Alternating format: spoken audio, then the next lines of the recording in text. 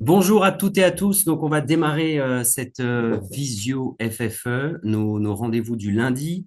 Au nom du président de la fédération, Frédéric Wix, et toutes les équipes de la fédération, on vous souhaite la bienvenue, d'être tous réunis aujourd'hui sur ce sujet du bien-être animal pour en faire un atout dans nos clubs et avec nos cavaliers. Si on est aussi nombreux à être connectés aujourd'hui, c'est parce que c'est un sujet important, c'est un sujet majeur. C'est un sujet du quotidien, c'est un sujet sur lequel nous, on se pose beaucoup de questions en tant que dirigeants, en tant qu'enseignants. Ça peut aussi créer des inquiétudes sur notre métier et sur notre avenir. C'est pour cela que la fédération, elle traite de ces questions du bien-être animal depuis de nombreuses années. On aura l'occasion au cours de la vision de détailler les actions fédérales qui sont menées. Simplement, en quelques mots d'introduction, quand on parle de bien-être animal, c'est pas forcément à nous de l'interpréter en se disant ce que les gens pensent de nous ou les critiques faciles qu'on l'entend. Aujourd'hui, il faut d'abord partir du postulat qu'on s'occupe bien de nos poneys et de nos chevaux.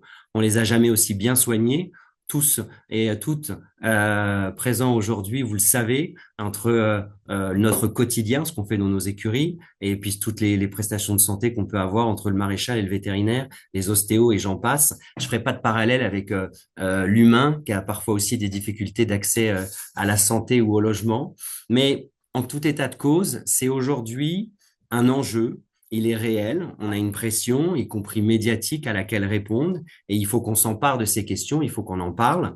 Et pour cela, on doit pouvoir se positionner d'abord avec des données scientifiques pour pouvoir répondre sur des choses factuelles, et puis peut-être mieux expliquer, mieux présenter ce que l'on fait au quotidien dans nos établissements. Il existe aussi j'allais dire, des nouvelles choses, des méthodes qu'on peut peut-être s'emparer et qui peuvent s'adapter parfaitement à la typologie des différents établissements. C'est toutes ces questions qu'on va aborder aujourd'hui avec des choses toujours très concrètes, des exemples. Je remercie nos intervenants qui vont intervenir du coup sur cette visio avec Déborah Bardou, qui est éthologue et qui est la présidente de la commission bien-être animal de la Fédération française d'équitation, et puis deux dirigeantes, Claire Dufeu, du lycée agricole de Laval en Mayenne, que l'on remercie infiniment d'être présente et qui va nous donner, vous allez voir, plein d'idées hyper intéressantes à mettre en place. Et Sylvie Bazello, cette fois du côté de l'Ardèche, pour le centre équestre Le Verger, avec aussi des choses concrètes qu'on va pouvoir mettre dans nos établissements. Je salue aussi la présence de Martin Guibou, qui est également élu au comité fédéral et qui est référent sur toutes ces questions de bien-être animal. Je ne fais pas plus long pour qu'on rentre tout de suite dans le vif du sujet. Je vous remercie encore d'être présent. Comme vous l'a dit Zoé, on déroule la visio. Vous posez toutes vos questions dans le chat. Vous pouvez même en garder à la fin. On prendra un temps pour y répondre. Et encore merci à vous. Et on peut démarrer. Je laisse la parole à Déborah, je crois. C'est ça. Merci Julien. Bonjour à tous. Merci d'être si nombreux pour traiter de ce sujet-là. Comme le disait Julien, je crois que c'est un sujet qui est quotidien et qu'on traite parfois même sans s'en rendre compte. L'idée aujourd'hui, enfin ce midi, c'est de faire rapidement un tour d'horizon des actions qui sont menées par la fédération en matière de bien-être animal. Pour commencer, peut-être que certains ont connaissance du fait que une commission bien-être animal a été créée du coup en 2021. C'est un groupe de travail qui réunit des experts indépendants qui sont extérieurs à la fédération. Et ce type de groupe de travail existe également à l'échelle internationale, et notamment à la FEI. Et je voulais vous présenter en guise de contexte quelques chiffres qui me semblent intéressants. Donc là, on a des chiffres qui sont issus de deux enquêtes menées par la commission bien-être animal de la FEI. Ces enquêtes, elles étaient à destination des cavaliers et à destination également des acteurs du monde équestre, quels qu'ils soient. Ce que je trouve très intéressant, donc on a essayé de prendre quelques chiffres qui devraient vous parler. Ce qui ressort de ces enquêtes-là sur plus de 27 000 répondants, donc c'est pas des petites enquêtes, c'est qu'il y a 75%, donc trois quarts des cavaliers, qui expriment des préoccupations concernant le bien-être animal des chevaux qui sont utilisés en compétition. Pour garantir l'avenir des sports équestres, 21% d'entre eux sont favorables à ce que les règles existantes soient renforcées, qu'on crée de nouvelles règles et qu'on soit un peu plus exigeant en matière de bien-être animal. On se rend compte également que 78% des répondants estiment que ces normes devraient être renforcées. Donc, qu'est-ce qu'il en ressort? Il en ressort que même au sein de la filière, nous-mêmes, on se pose des questions et on a tendance à penser qu'on devrait être plus proactif en matière de bien-être animal. Ce qui ne veut pas dire que on ne fait pas déjà des choses et ça, on va le traiter juste après. Et ce que je trouve d'autant plus intéressant, c'est de se rendre compte qu'on n'est pas à côté de la plaque, entre guillemets. C'est-à-dire que le bien-être animal, c'est une préoccupation sociétale qu'on voit grandissante. Les dirigeants de clubs, les cavaliers et les acteurs du monde équestre sont tout à fait conscients de ça et sont eux aussi partants pour qu'on soit de plus en plus bien traitant envers nos chevaux et nos poneys de clubs notamment. Et donc, ce qui signifie qu'on est prêt à évoluer. Maintenant, reste à savoir comment on peut entreprendre ça. Et le job de la fédération, c'est également de vous accompagner dans ce travail-là. Si on passe concrètement aux actions qui sont mises en place par la fédération, je vous le disais, une commission bien-être animal qui a été créée en 2021. Elle est composée de vétérinaires, d'éthologues indépendants, de cavaliers de haut niveau. Et l'idée, c'est vraiment d'avoir un panel d'acteurs très variés qui gravitent autour du cheval pour avoir des regards croisés, parfois des avis qui sont contraires, mais le but, c'est vraiment d'échanger. Et l'objectif, c'est, à l'issue de ces discussions, de proposer des actions concrètes pour améliorer le bien-être animal dans les activités équestres et de renforcer les initiatives qui existent déjà. Parmi les dernières actions qui avaient été menées, par exemple, pour en citer quelques-unes, cette action de sensibilisation à l'ajustement correct de la muserolle en compétition qui a été opérée au Generali Open de France en 2023 et 2024, ou encore dernièrement la révision des grilles d'observables pour les commissaires au paddock. L'idée, c'est de donner de plus en plus d'indicateurs aux commissaires au paddock pour identifier un cheval qui est très confortable dans le travail, un cheval qui l'est un peu moins et qui nécessiterait par exemple une intervention de la part du commissaire au paddock. Et donc le but, c'est de sensibiliser et de former tous les publics de la filière cheval, évidemment. Une autre action qui est menée, ben, c'est évidemment de mettre à disposition des informations pour les différents publics. Donc, il y a pour le grand public le site de la Fédération française d'équitation. Il y a un onglet destiné au cheval avec des informations qui sont disponibles gratuitement et que je vous invite à consulter. Il y a un petit QR code ici si vous souhaitez y accéder directement. Il y a également des flyers qui s'intéressent à la connaissance du cheval et qui visent à diffuser les informations auprès du grand public. Et pour vous, dirigeants, il y a également un espace qui est dédié dans l'espace ressources, qui est votre espace dédié avec beaucoup d'informations juridiques, voilà, de management, etc. Et il y a également une section bien-être animal dans laquelle vous pouvez trouver des fiches techniques sur la législation en matière de bien-être animal, mais aussi comment on peut gérer la fin de vie, l'alimentation et voilà, comment le cheval apprend, etc. Donc il y a des connaissances pour tous les publics qui sont disponibles sur nos différents supports. Également, la médiathèque des clubs avec des flyers ou des posters qui peuvent être utilisés dans vos structures. On a aussi identifié le fait que vous étiez très demandeur de d'autres visuels plus précis et plus détaillés en matière de bien-être animal pour pouvoir communiquer avec vos publics sur ce thème-là. Et donc, c'est des choses sur lesquelles on travaille et qui seront disponibles prochainement sur cette médiathèque club. Pour les plus jeunes, on a le site trotop.ffe.com sur lequel vous trouvez des quiz, des jeux, etc. Et le but, c'est de faire découvrir le cheval et ses besoins au plus jeune public. Donc, c'est quelque chose que vous pouvez également utiliser autant que vous le souhaitez. Quelques idées du coup à emprunter à partir de ça et à mobiliser. On les a pas citées encore, mais il y a également des formations qui sont disponibles sur le campus FFE. Donc je vous invite à aller les consulter. C'est une façon assez simple d'accéder à de la connaissance gratuite pour vous. Et également les stages enseignants qui sont dispensés sur le parc équestre fédéral. Actuellement, d'ailleurs aujourd'hui et demain, il y a une formation pour la première fois en lien avec l'alimentation de la cavalerie de club. Comment la gérer au mieux, comment intégrer le pâturage et si oui, de quelle manière. Donc ça, c'est des choses très concrètes qui contribuent directement au bien-être animal et qui sont à votre entière disposition. Vous pouvez également utiliser les supports que j'ai cités précédemment pour organiser des journées à thème sur la connaissance du cheval avec des jeux, des choses très accessibles pour les publics les plus jeunes. Il faut savoir également que depuis 2024, tout début 2024, dans chaque comité régional a été identifié un correspondant régional de la commission, ce qui fait que vous avez un interlocuteur par région qui est référent sur les sujets de bien-être animal. Le but, c'est que on puisse faire descendre en région ce qui est discuté à l'échelle nationale, mais aussi que vous puissiez vous faire remonter les initiatives locales et pouvoir partager tout ça pour qu'il y ait un vrai échange et puis que tout le monde aille dans la même direction. Une autre solution, c'est également de faire passer les diplômes, puisque les diplômes de galop, j'entends, puisque dans les programmes de galop qui ont été révisés dernièrement, on a intégré des connaissances en éthologie, en comportement animal, et donc ces éléments-là, c'est important de les transmettre aux futurs cavaliers, et donc ben, le passage des galops, c'est évidemment une bonne solution pour ça. Donc je vous invite également à consulter les programmes pour avoir connaissance des thématiques qui sont abordées dans chacun des diplômes.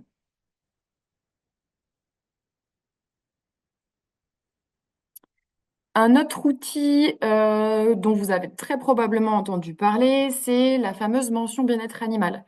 Donc ça, c'est une démarche qui a été créée en 2019.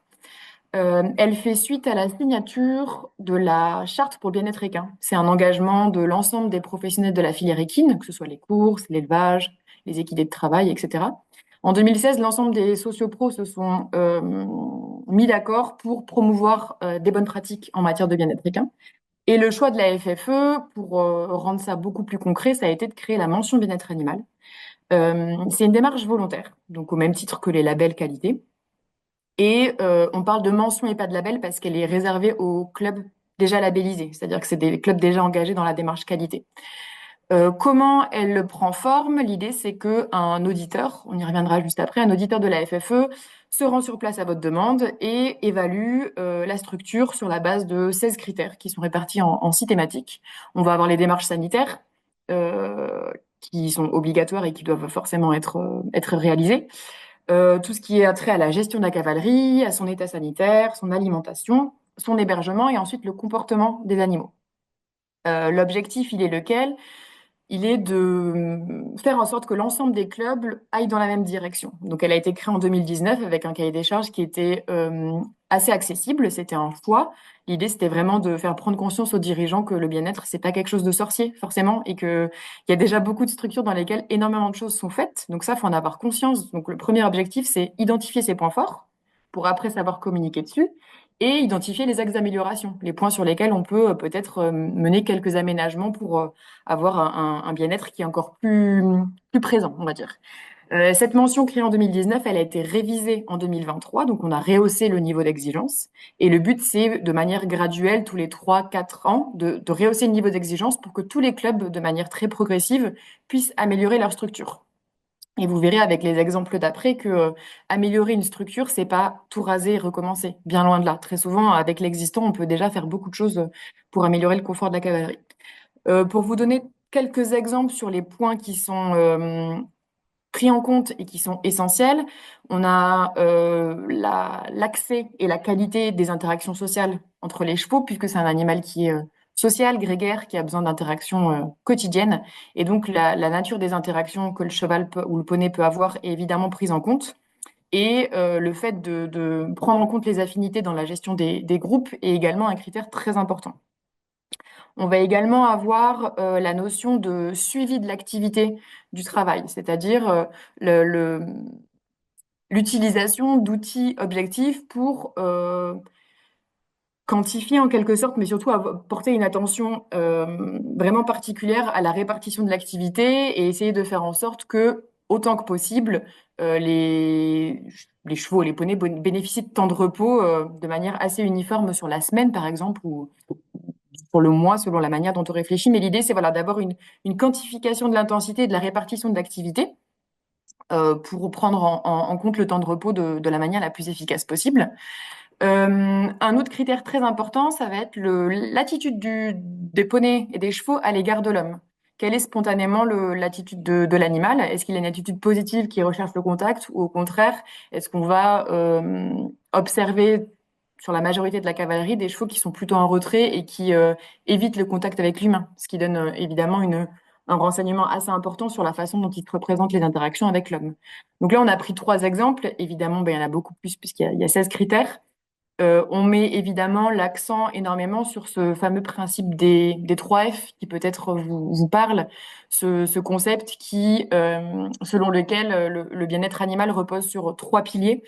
Euh, L'accès à des contacts sociaux, l'accès à des fibres de manière quasi continue et la possibilité d'avoir des moments de liberté où le cheval a un mouvement qui est totalement libre que ce soit sur une aire d'évolution ou bien dans un paddock, une pâture, etc. Donc voici comment est construite la mention et l'objectif, c'est bien de se dire, voilà, j'identifie de cette manière quels sont les axes d'amélioration, mais aussi mes points forts pour pouvoir communiquer dessus. Cet audit, du coup, il est réalisé par des auditeurs, comme leur nom l'indique, qui viennent évaluer les critères. Ces auditeurs, ils bénéficient évidemment de contacts réguliers avec des personnes en interne. À la fédération, il y a un éthologue à temps plein salarié qui est présent depuis 2016. À compter de juin, on dénombrera 2 personnes à temps plein sur cette thématique, même si c'est un sujet qui est pris en compte par l'ensemble des services. On aura 2 personnes dédiées sur cette thématique à temps plein. Et donc, il y a évidemment des interactions très régulières entre les auditeurs et ces personnes-là qui permettent d'affiner leur œil et puis également de leur donner des éléments de langage et des arguments pour expliquer les choses qui nécessiteraient de l'être, pardon, avec les dirigeants. L'objectif, c'est que cet audit, c'est un temps d'échange. C'est pas un contrôle, voilà. L'objectif, c'est vraiment qu'il y ait un temps d'échange, que vous puissiez poser des questions, que vous puissiez chercher des solutions ensemble. Et à la clé, ben, c'est une structure qui s'améliore au fur et à mesure des années. Pour vous donner quelques chiffres, à l'heure actuelle, on a 2473 clubs qui sont titulaires de la mention bien-être animal, ce qui représente 78% des clubs labellisés. Il faut savoir que la fréquence des audits, elle dépend généralement de la note obtenue. S'il y a une note qui est très importante, ben, l'audit va pouvoir être un peu plus éloigné, mais grosso modo, on va dire qu'il y a un audit entre tous les 18 à 36 mois. Et donc, il est possible, si la structure ne met pas en place les aménagements qui avaient été prévus ou si les conditions de vie, par exemple, se dégradent, ben, qu'une structure qui avait la mention puisse ne plus l'obtenir par la suite. Et à l'inverse, une structure qui ne l'avait pas obtenue une première fois, si elle effectue des aménagements qui vont dans le sens du cahier des charges, peut tout à fait l'obtenir par la suite. Il n'y a aucun sujet là-dessus. Euh, donc, pour vous donner une idée, on est à peu près aujourd'hui à un taux d'obtention de 84%. Donc, 84% des structures qui sollicitent volontairement la mention BEA l'obtiennent. Un autre point intéressant, c'est que l'obtention de cette mention vous permet ensuite notamment de dispenser un autre diplôme fédéral qu'on appelle la capacité détenteur d'équidé. C'est peut-être quelque chose qui vous parle. Ce diplôme fédéral, son objectif, c'est vraiment de transmettre les connaissances de base sur l'entretien d'un cheval. Donc, il n'est pas du tout question de technique équestre.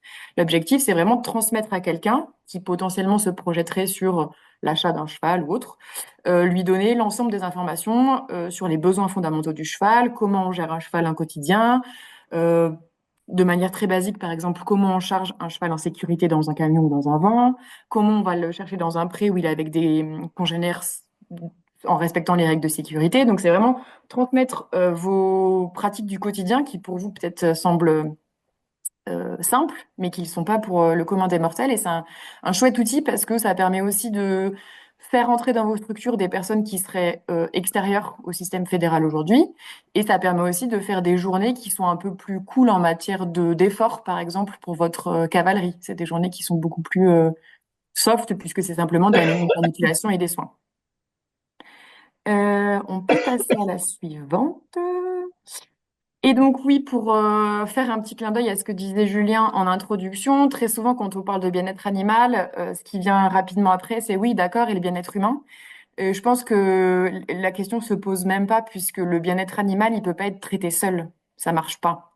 On peut pas faire quelque chose d'extraordinaire pour les chevaux aux dépens de l'humain. Donc en fait, c'est vraiment 2 sujets qui sont interconnectés et ça c'est une certitude. Et c'est-à-dire que tout ce qu'on met en œuvre pour le bien-être animal doit être profitable pour le bien-être humain et l'est dans la très grande majorité des cas, mais également pour l'environnement.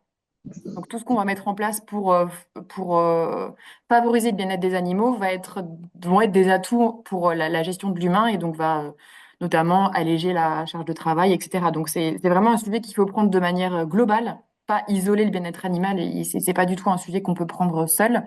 Et il n'y a pas de hiérarchie entre je privilégie le bien-être humain ou le bien-être animal. Ça fonctionne pas comme ça et tout va vraiment ensemble. C'est une démarche qui est globale.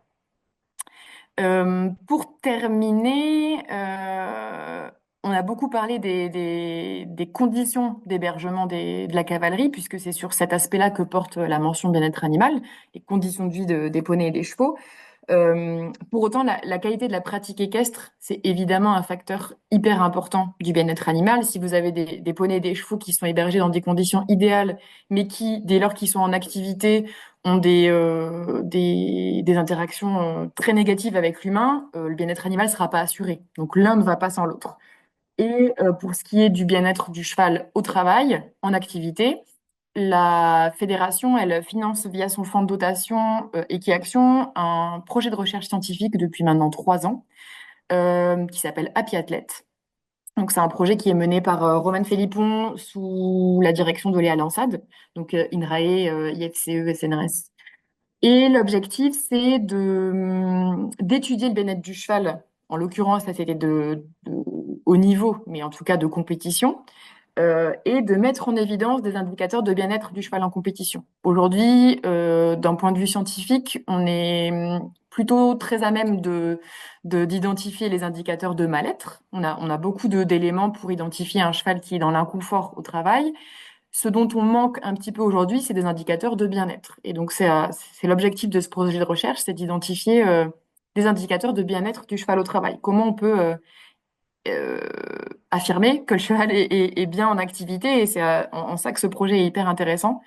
Et un des éléments qui est beaucoup pris en compte, ce sont les expressions faciales du cheval. Donc, il y a un gros travail qui est mené là-dessus, notamment avec l'intelligence artificielle. Peut-être que certains d'entre vous ont pris part au projet de recherche participative qui avait été partagé par la FFE. L'objectif, dans le cadre de cette thèse, c'était de classer des photos de têtes de chevaux.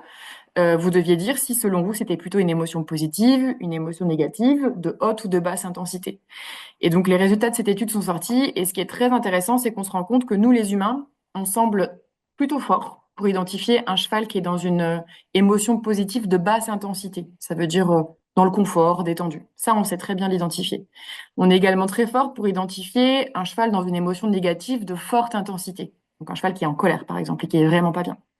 En revanche, on n'est pas très bon pour identifier un cheval dans une émotion positive de haute intensité, donc un cheval qui est très heureux, très enjoué. Ça, on n'est pas forcément bon pour l'identifier.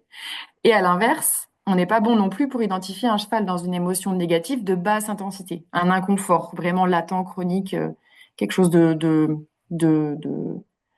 qui est peu visible. Ça, on n'arrive pas à l'identifier encore. Donc, ça met en évidence qu'on a encore, nous, du travail à faire.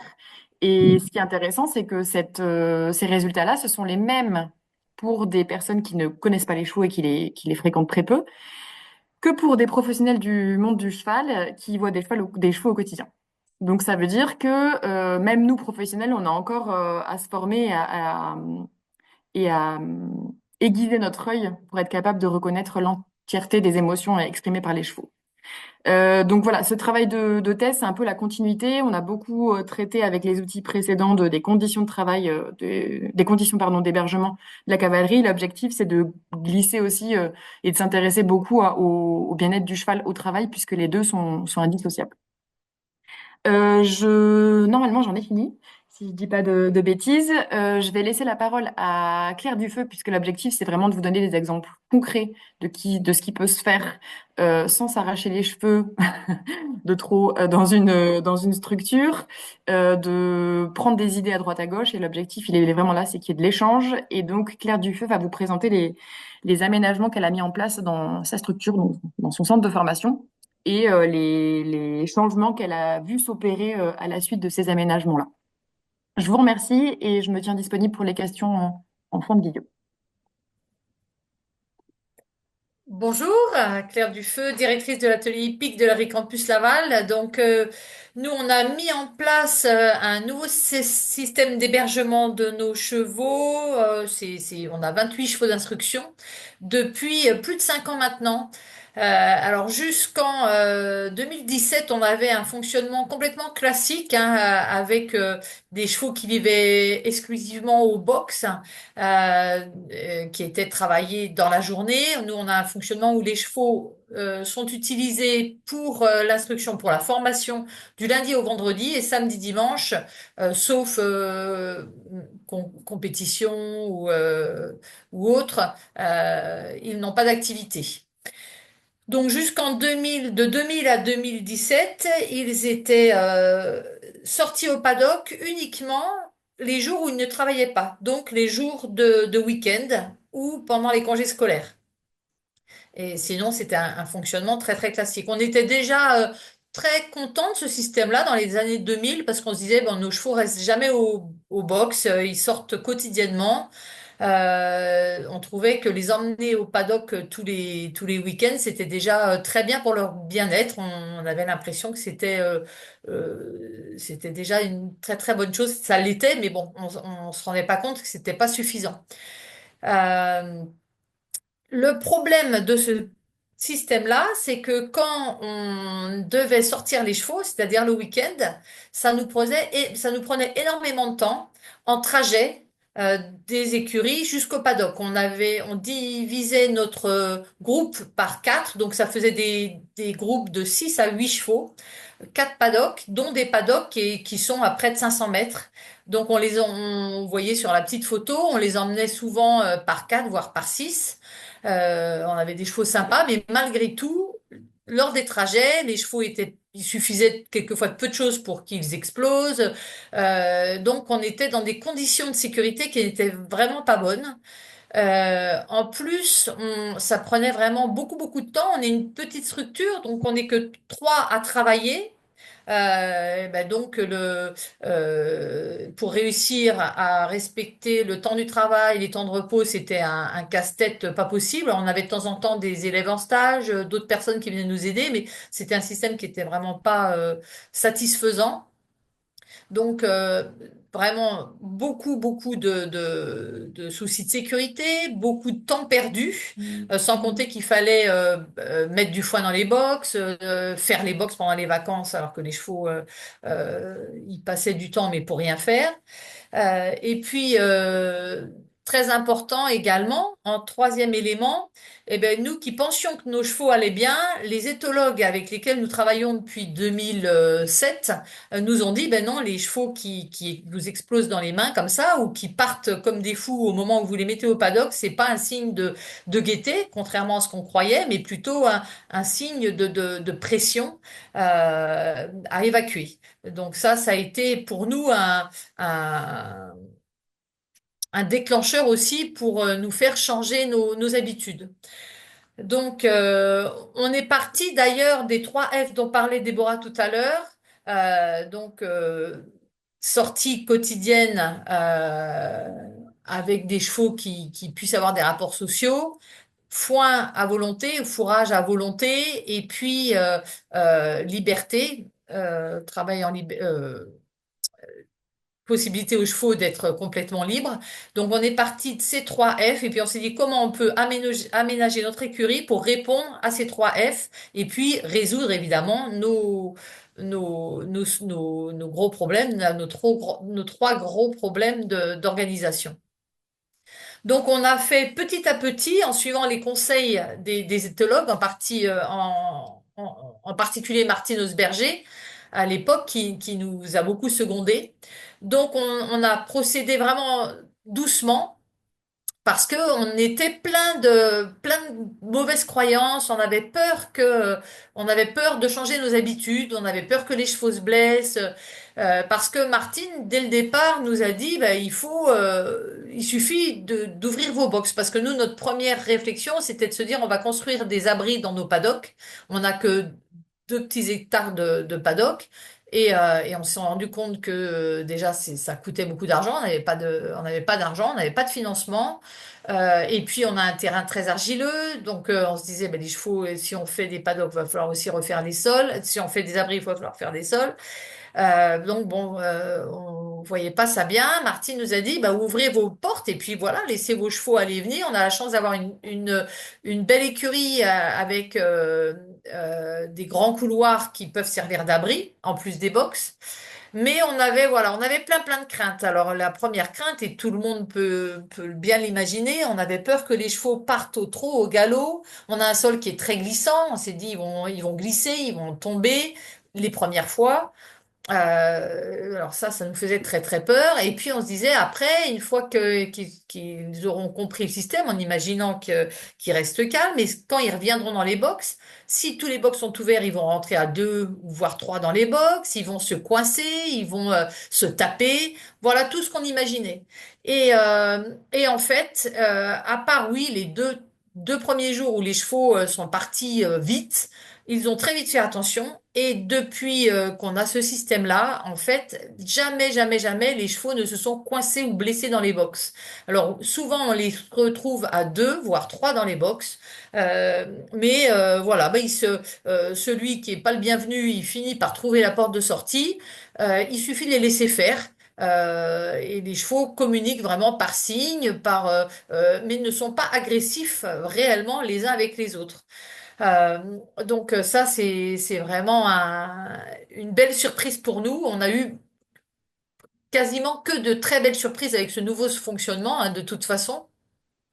Déjà, ben, forcément, un changement complet des chevaux dans leur attitude, des chevaux beaucoup, beaucoup plus apaisés. Alors souvent, on nous dit, ah bah oui, mais les chevaux, euh, ils vont être tout mous, le fait d'être toujours dehors. Alors ça, c'est pas vrai du tout.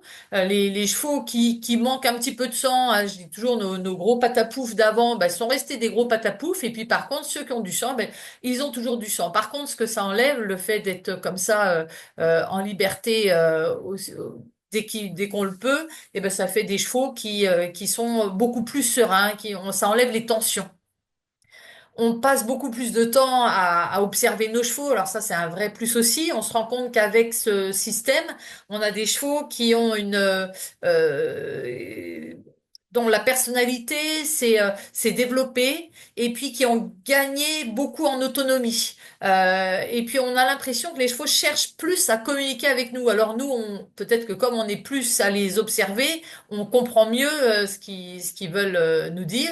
Donc, grâce à ce système, on a évidemment du foin à volonté. On distribue du foin une seule fois par jour au box le matin. Et puis, ils ont le foin dans des grands râteliers. On a 8 râteliers à l'extérieur. Euh, on a eu un souci le premier hiver, c'est que notre terrain est très très argileux, donc rapidement on s'est dit qu'il fallait absolument qu'on mette des dalles alvéolées au moins pour l'hiver sur une partie. Donc on a mis 1000 mètres carrés de dalles alvéolées qui permettent sur lesquelles sont placés les ateliers et qui évitent que les chevaux aillent dans la boue. Euh, donc maintenant, je crois que j'ai oublié de vous dire ça, c'est quand même l'essentiel, c'est que le matin, on appelle les chevaux, ils rentrent dans leur box. Alors ça, c'est très très facile. Il suffit de leur donner des petites récompenses et de mettre la récompense qu'au moment où ils rentrent dans leur bon box. Ça, c'est le petit exercice du matin. Et les chevaux connaissent leur box et rentrent sans problème. Pour rentrer les 28 chevaux et nourrir, ça prend parce qu'on leur donne une toute petite ration d'orge aussi une fois que tout le monde est rentré. Ça prend une demi-heure quand on prend notre temps. Donc ça, c'est le matin. La journée, ils sont à disposition, nous, des élèves. Et puis le soir, on ouvre les portes. Et puis les chevaux passent la nuit à aller et venir comme ils le souhaitent. Euh, Évidemment, on imagine toujours que quand il va pleuvoir beaucoup, les chevaux vont tous rentrer. C'est pas vrai du tout. Les chevaux, ils aiment beaucoup, beaucoup être dehors. On en a toujours un ou deux qui restent dans les box, mais ça va, ça vient beaucoup. Et c'est quand il fait très chaud qu'ils préfèrent venir à l'écurie. Euh, on a, avec ce système, fait des économies. À part le fait d'avoir dû investir dans des dalles alvéolées, dans de nouveaux râteliers, au départ, ça nous a juste demandé des fils électriques. Et puis, on a diminué notre consommation de paille par deux. On a augmenté, oui, notre consommation de foin. On se disait, oh là là, là, le budget foin, il va exploser. Et puis, en fait, bon, on se rend compte que les chevaux consomme plus de foin, oui, mais ça reste autour de 15 kilos par cheval par jour. On pensait que ça irait beaucoup plus. On n'a pas tant de gâchis que ça. Et puis, on a arrêté les concentrés. On a vraiment basé notre alimentation sur le foin et on a remplacé le concentré qu'on donnait avant 2 fois par jour par un tout petit peu d'orge qu'on met le matin. Mais c'est plus par habitude pour nous que par réelle nécessité pour les chevaux. Ce qui est important, c'est vraiment d'avoir la petite récompense pour qu'ils rentrent dans le box. Au moment où ils rentrent dans le box, leur pas d'après, bon, il est certainement pas essentiel.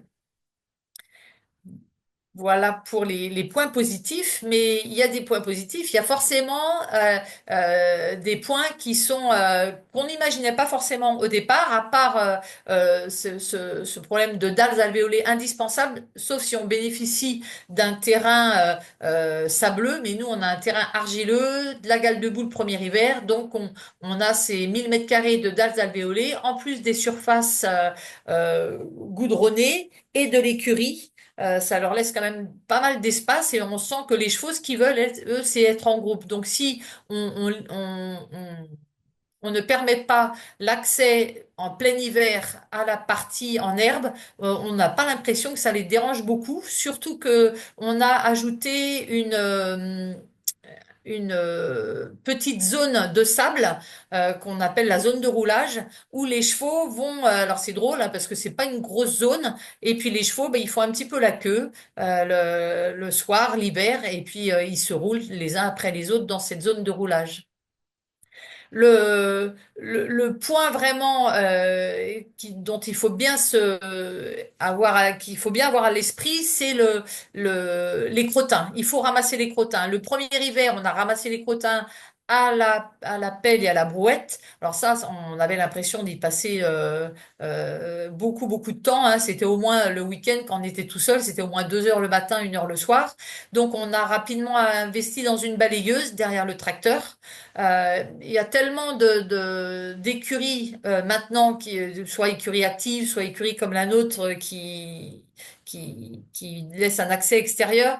Moi, je suis persuadée qu'il va y avoir des, de- des, des engins qui vont arriver sur le marché, qui vont permettre un ramassage des crottins plus rapide ou des robots. Enfin, après, dans l'écurie, il y a quelquefois un petit peu de paille, un petit peu de foin dispersé. Oui, mais ça, c'est pas grand-chose, hein. C'est vite balayé. Évidemment, les chevaux sont curieux, sont joueurs, donc il faut faire attention de ne rien laisser dans l'écurie le soir avant de leur ouvrir. Donc on rentre les tables, chaises, brouettes. S'il reste un blouson, on est sûr qu'on va le récupérer au milieu de la dalle le lendemain matin. Et puis pour nous, eh ben, c'est important d'avoir un troupeau stable, donc on n'intègre jamais les nouveaux chevaux en cours d'année, parce qu'on n'a quand même pas beaucoup d'espace, hein. Ils ont 1 hectare de paddock plus l'espace autour de l'écurie, ça fait pas beaucoup. Donc on intègre les nouveaux chevaux uniquement à la mise à l'herbe l'été, puisqu'ils ont la chance d'aller à l'herbe l'été. Donc les nouveaux chevaux sont intégrés. Alors là, ça se passe très très bien hein, parce il y a de l'herbe, il y a beaucoup d'espace. Donc les nouveaux chevaux sont intégrés l'été. Jamais d'intégration en cours d'année. Et puis un autre élément, petit à petit, on ne renouvelle la cavalerie qu'avec des hongres. On fait le choix de ne plus prendre de juments. Pas parce que les juments posent problème, on a des juments adorables, mais quand elles sont en chaleur, il y a quelques hongres qui ont des comportements un peu dentiers et c'est ça qui peut créer un petit peu la zizanie. On n'a pas parlé des blessures. Oui, on a des blessures, des petites morsures. Ça peut arriver qu'on ait des blessures plus embêtantes par coup de pied. Alors des petites morsures, ça c'est très très régulier. Mais on n'a pas plus de blessures qu'avant quand on les mettait au paddock par petits groupes. Et nous, en plus, on a l'obligation de garder des chevaux ferrés des postérieurs pour l'instant parce qu'on a une formation maréchalerie. Donc forcément, les coups de pied ferrés, ça fait plus mal que les coups de pied déferrés. Mais sinon, on aurait vraiment pas grand-chose en blessure. Par contre, on n'a pas pour autant augmenté les frais vétérinaires parce que, par exemple, on n'a plus aucune colique depuis qu'on a mis en place cette écurie ouverte. Voilà, on peut passer. Je sais pas si voilà, on a le plan de l'écurie, donc on voit le manège, l'écurie qui est en L. Les trois petits paddocks roses, ce sont des tout petits paddocks qui sont réservés aux chevaux de propriétaires. On a une dizaine de chevaux de propriétaires. Certains souhaitent que leurs chevaux aillent au paddock tout seuls ou à deux. Le paddock orange, c'est le paddock réservé aux chevaux de propriétaires. Alors là, pour les autres propriétaires, on a 6-7 chevaux et 6-7 hongres qui vont au paddock, juments, pardon, et hongres. On fait deux lots de chevaux de propriétaires et ils vont à la journée ou à la demi-journée dans ce paddock orange. Et puis en bleu, là, on a réellement le paddock accessible quand on a le système écurie ouverte. Hein. Les chevaux sortent par l'écurie. Alors là, on voit pas très bien. C'est la pointe hein, du L. Ils sortent par là. Ils ont accès jusqu'au manège, autour du rond. Et puis, ils vont à ce paddock-là. Le paddock jaune est un paddock, là, pour le coup, qui est vraiment bien en herbe et qui est accessible en ce moment au printemps à partir en général du mois de mars et puis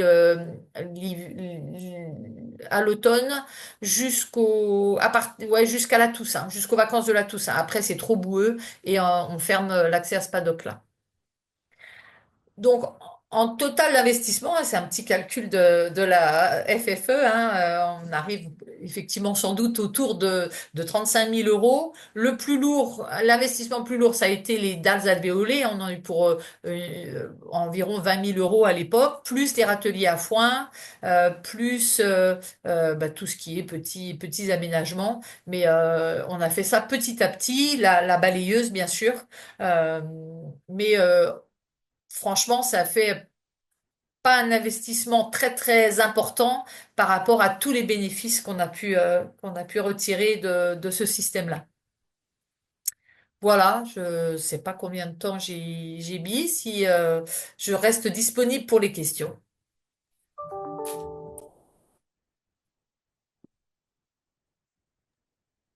Merci Claire. On va maintenant laisser la parole à Sylvie Bazelot qui est basée elle en Ardèche pour un nouveau témoignage d'une autre forme. Donc je lui laisse la parole et puis on prendra les questions par la suite.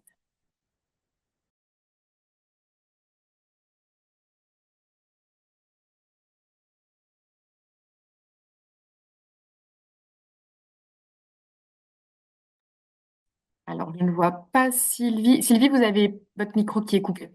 Oh, pardon, excusez-moi. Alors, je refais bonjour à toutes et à tous. Voilà, je suis très heureuse de participer voilà, à cette visio pour le bien-être des chevaux, mais aussi des humains, parce qu'il faut en parler. Voilà, je suis basée en centre équestre, je suis en Ardèche, un petit centre équestre qu'on a repris donc en 2016. Donc, je suis enseignante d'équitation depuis 1997, BE1 et BFE2, formée par Andy Booth en 2010.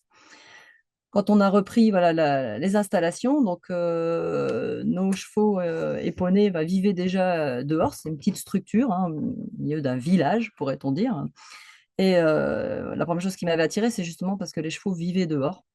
Donc on a 4 box pour une cinquantaine de chevaux. Maintenant, alors au départ, il y en avait une quarantaine.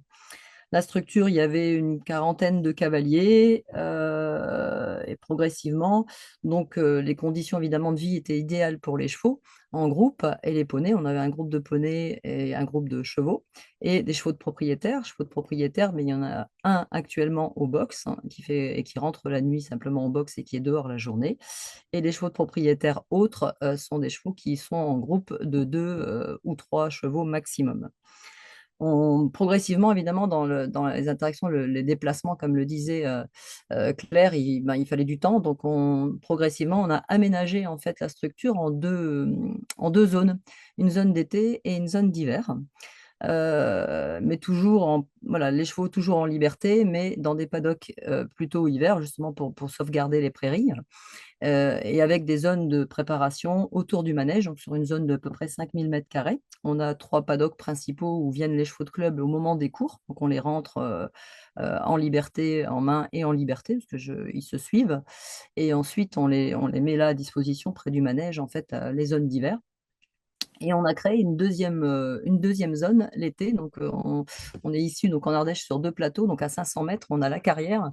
Et on avait les prairies, on n'avait pas de carrière à l'époque. Et donc, on a créé une carrière en herbe et sable. Et autour de ces prairies, on a donc desservi quatre grands, on va dire, zones. Les zones où on va mettre les chevaux à disposition au moment du travail. Ils vont être rentrés un peu plus sur des espaces un peu plus réduits.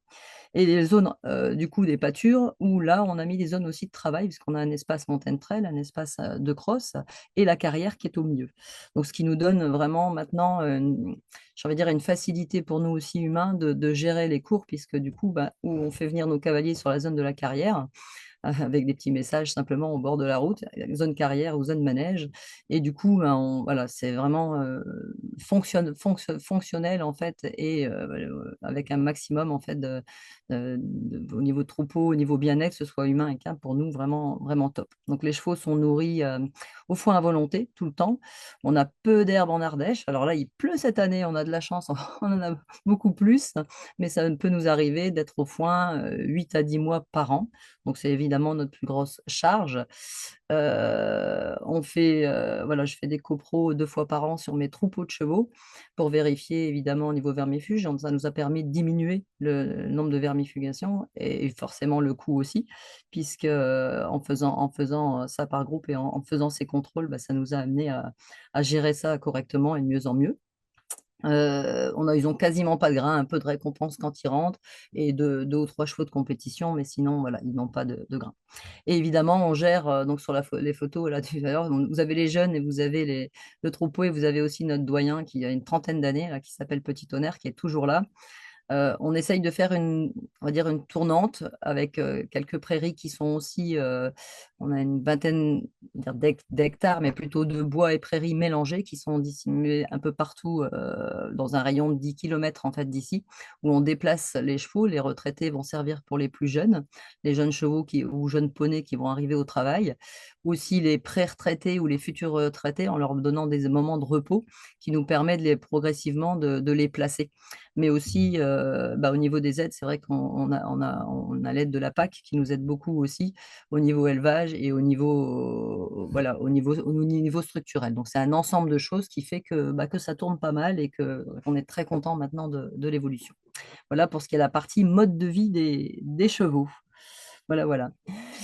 Et au niveau des cours, alors évidemment, comme je me suis intéressée quand j'ai rencontré les éthologues, on rencontrait Hélène Roche à l'époque au Haras de la Sens pour me former, etc. Je me suis dit, je suis enseignante, je me dois en fait de m'intéresser à ce qui se passe maintenant qu'on a enfin fait des études sur les chevaux et j'avais besoin d'en savoir plus.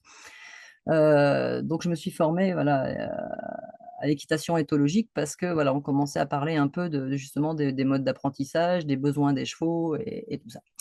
Donc quand on a repris la structure en 2016, évidemment, on était sur un format classique, les formes de cours d'1 heure. Et je réfléchissais à comment intégrer justement cette partie équitation éthologique et connaissances théoriques en éthologie sur les chevaux pour vraiment améliorer le contact avec le cheval, le lien avec le cheval. Et voilà, ça se fait pas tout seul, donc j'avais bien des idées. Je me suis dit, si je transforme le centre équestre en centre équitation éthologique simplement, de là où je suis placée, évidemment, j'allais perdre une partie de la clientèle qui était intéressée pour d'autres choses. Mais je suis moi-même en fait très, très attachée à la technique, très attachée à toute forme d'apport en fait au niveau de l'équitation, que ce soit de loisir, compétition. Je suis moi-même cavalière compétition. Et j'avais vraiment envie d'amener à mes cavaliers à découvrir tout ce monde en fait dans lequel ils peuvent évoluer, mais pas au détriment voilà, du bien-être de mes chevaux et ni des humains. Un peu à la fois au niveau de la clientèle, j'ai commencé à parler en fait de ce futur changement, de l'envie de créer un lien un peu plus grand avec les chevaux, mais sur un format d'1 heure, je sentais que ça me convenait plus du tout. Et ça s'est pas fait tout seul puisque je me suis formée avec Aurélie Letellier de Dreamwild et je la remercie encore aujourd'hui, où j'ai rencontré toute une équipe qui est avec elle et d'autres personnes qui, comme moi, ont changé justement ce fonctionnement dans leur centre équestre et sont passés sur des séances d'1 h 30 à 2 heures et qui, pour toutes, en fait, ça a été très positif. Donc, dans ces formats en fait de cours, Voilà, j'y intègre en fait une partie préparation du cheval. Alors pour les plus petits, il y a 15 minutes de préparation du cheval, il y a 15 minutes de travail à pied, il y a 1 heure de travail monté, et après il y a les soins. Pour les plus grands, il y a les soins avant et après, et on a les séances d'1 h 30. Pourquoi changer ce format? Simplement parce que pour être plus de temps avec le cheval, pour pas avoir la sensation de faire mes cours 1 heure vite fait, de rester sur des attentes voilà, ou des choses que je pouvais pas amener. Je l'ai fait aussi pour mes chevaux parce qu'à force de les observer, voilà, j'étais pas satisfaite en fait de, de, de, voilà, de mes cours, du chevaux, du temps qu'on prenait pour eux.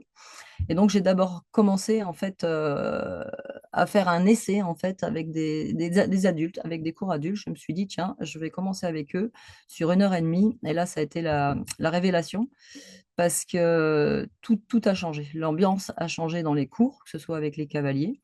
Eux, ils se sont sentis plus en confiance. Les chevaux se sont sentis vraiment, moi je les ai vus du coup sur des chevaux qui étaient peut-être ou nerveux, justement, qui avaient du sang au départ, ou inversement, un peu éteints parce que pas envie de faire le cours, on va monter dessus, etc. Et là, voilà, on a interagi, et en travaillant à pied, ça a permis de détendre les chevaux au départ, de détendre les cavaliers, et ensuite, évidemment, en partie montée. Donc, évidemment, voilà, progressivement, en sachant ça, je voulais l'établir à d'autres. Eux, ils ont vraiment été en accord en disant oui, on veut plus que ce soit autrement, on veut sur 1 h 30. Donc, j'en ai progressivement parlé à toute ma clientèle, y compris poney, y compris voilà, les ados et autres. Je me suis dit, est-ce que ça va passer? Est-ce que ça va pas passer? Eh bien si, c'est passé. Alors avec l'aide évidemment d'Aurélie et d'Emmanuel, on a fait des calculs en fait, et je me suis rassurée avec des calculs au niveau tarif. J'ai pas changé mon tarif au départ, mais quand vous pensez vendre 30 séances d'1 heure et que vous en vendez 30 d'1 h 30, vous avez 15 heures de plus. Et vous avez 15 heures de plus, donc financièrement, c'est hyper intéressant. Et c'est surtout, en plus, voilà, au niveau fonctionnement, c'est le top. Enfin, moi, je ne changerais pas pour rien au monde parce qu'on a, voilà, les cavaliers ont de plus en plus confiance, ils ont de plus en plus de connaissances. Pour vous donner un petit peu des exemples, en fait, au niveau fonctionnement, que ce soit sur des plus petits, on va leur amener au niveau des peurs et des apprentissages pour le poney. Qu'est-ce que c'est que le poney? On leur met un poney, donc ils ont le même poney tous les trimestres. On change en fait tous les trimestres, et les adultes ont le même toute l'année. Donc déjà, il y a cette notion de on sait qui on va monter, et déjà, on a moins peur. Et ensuite, j'amène en fait avec des fiches techniques qui sont individuelles sur le poney, à découvrir le poney, le caractère du poney ou du cheval, etc.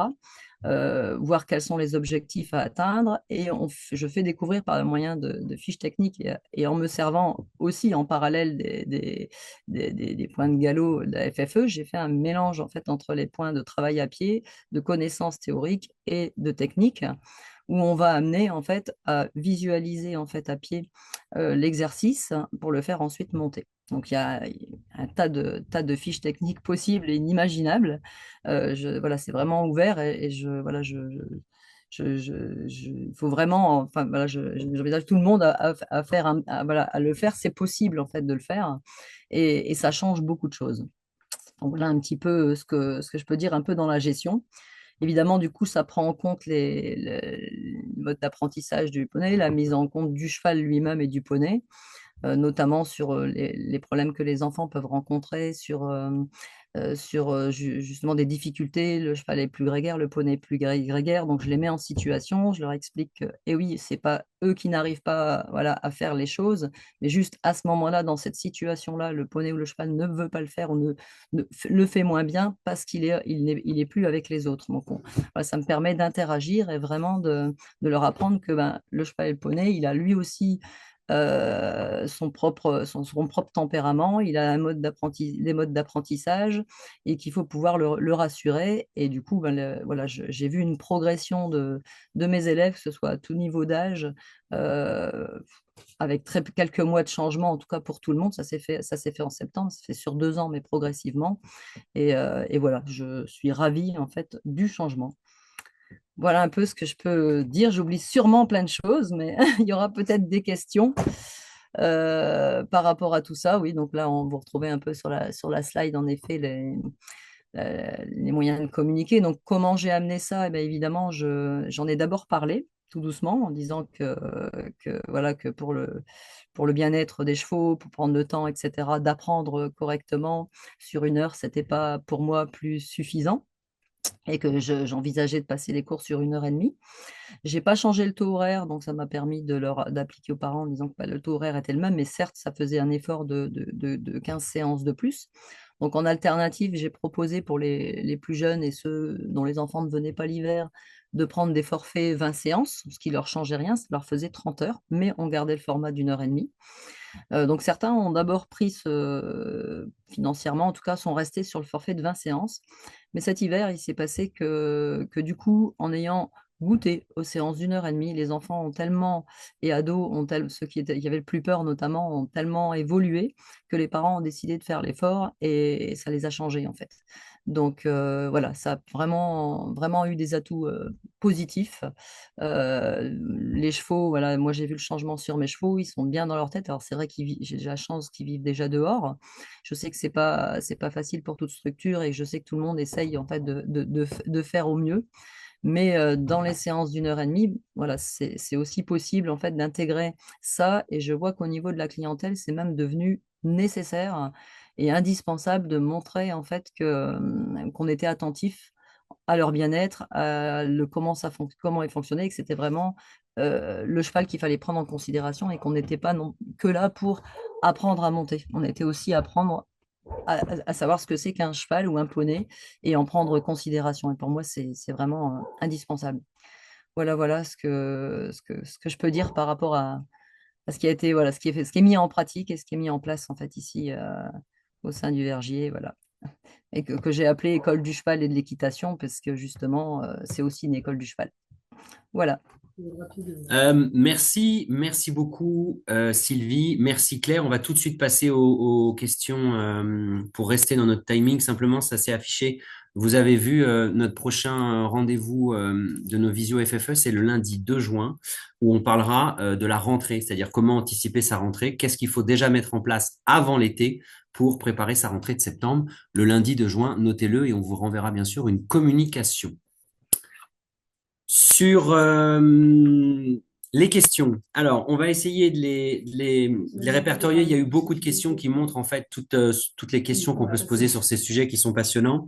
Pour commencer, il y avait des questions sur des stages à mettre en place au tout début de la visio. Bien sûr, la fédération propose un certain nombre de formations, de stages, mais je peux vous inviter, vous évoquez la région sud, c'est-à-dire PACA, à vous rapprocher de votre comité régional et de votre comité départemental qui doivent sûrement vous proposer également un certain nombre d'actions.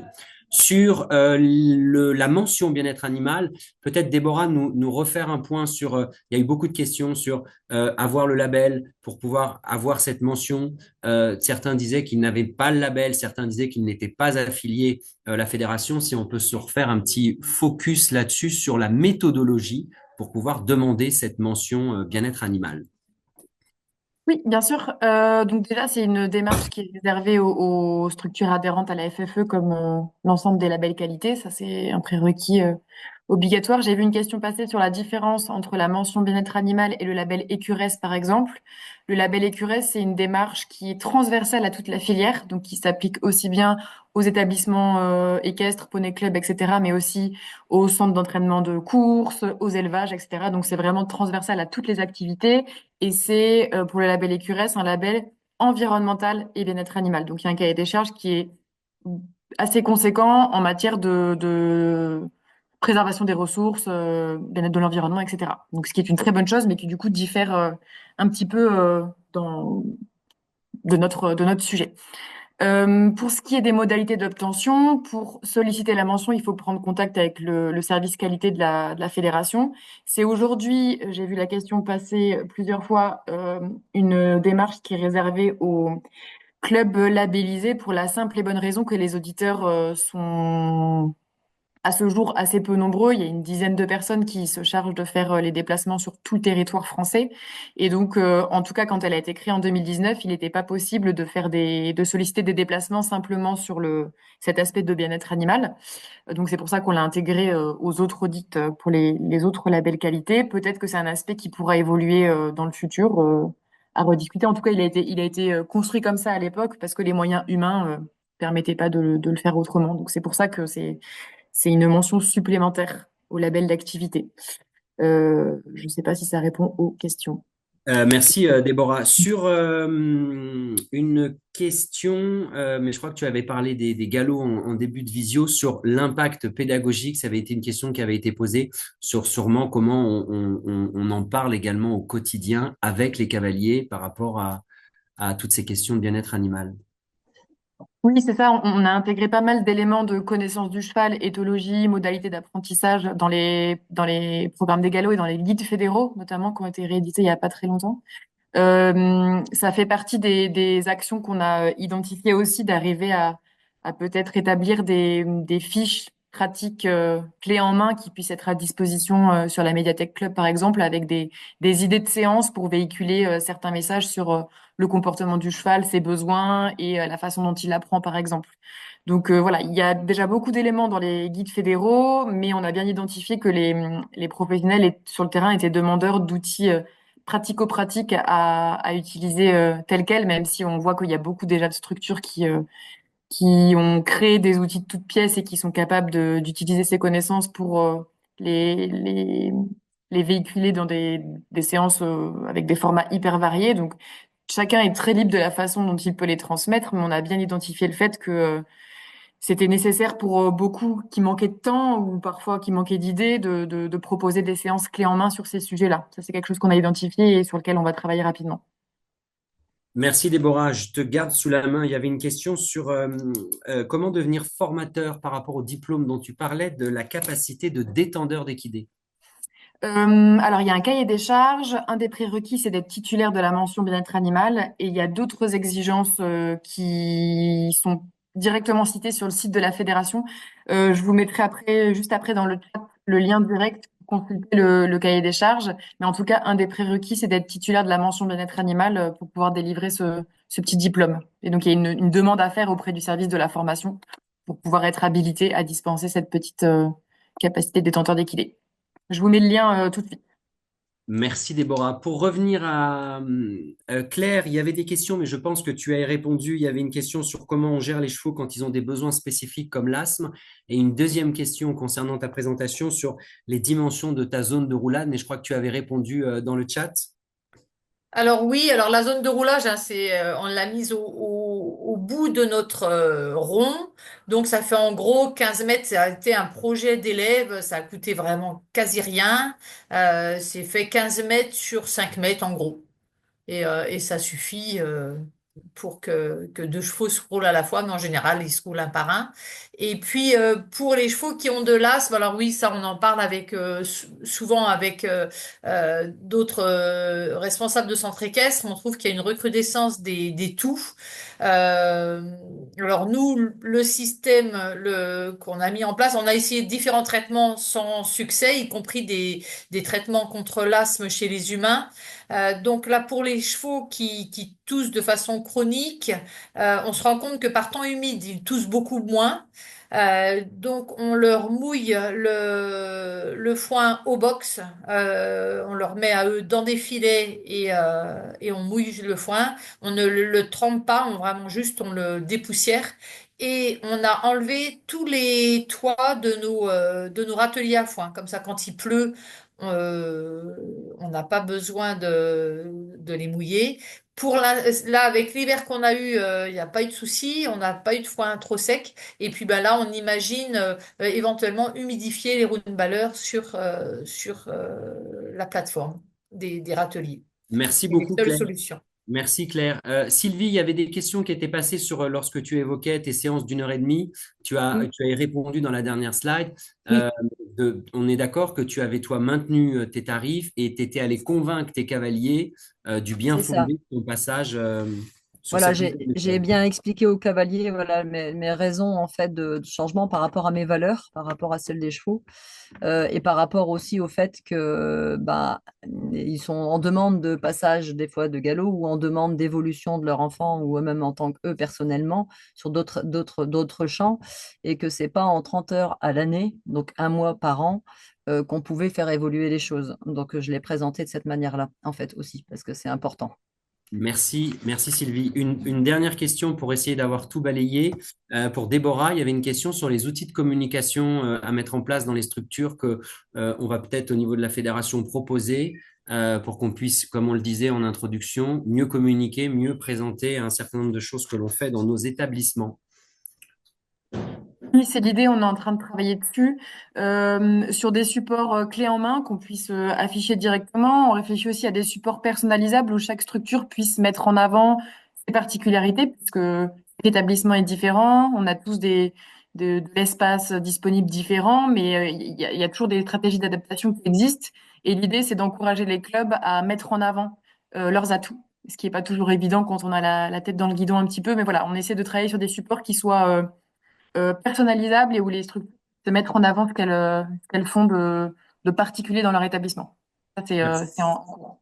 Merci beaucoup, Déborah. Et on a essayé de faire le tour des questions. Je sais qu'il y en a eu beaucoup. Peut-être que certains en avaient encore à poser. On va être obligé de conclure par rapport à notre timing et certains également doivent nous quitter. Simplement, bien vous rappeler, il y a une adresse mail développement@ffe.com. Vous pouvez renvoyer les questions que vous avez si vous avez des demandes de précision, de liens, si vous avez des questions que vous n'avez pas formulées. Les services de la fédération vont redispatcher ensuite en fonction de toutes les thématiques. N'hésitez surtout pas à les remettre et on se fera un plaisir d'y répondre, que ce soit sur le sport, la formation. Je vois qu'il y a quelqu'un qui est en train de poser une question. On se fera un plaisir d'y répondre. Un grand merci à toutes et à tous pour nous avoir suivis, d'avoir été aussi nombreuses. Merci à nos 3 intervenantes qui ont été parfaits avec toutes ces idées. On se l'est dit, on se revoit le lundi 2 juin pour notre prochaine visio. Très bonne journée à toutes et à tous et un grand merci. À bientôt. Merci beaucoup.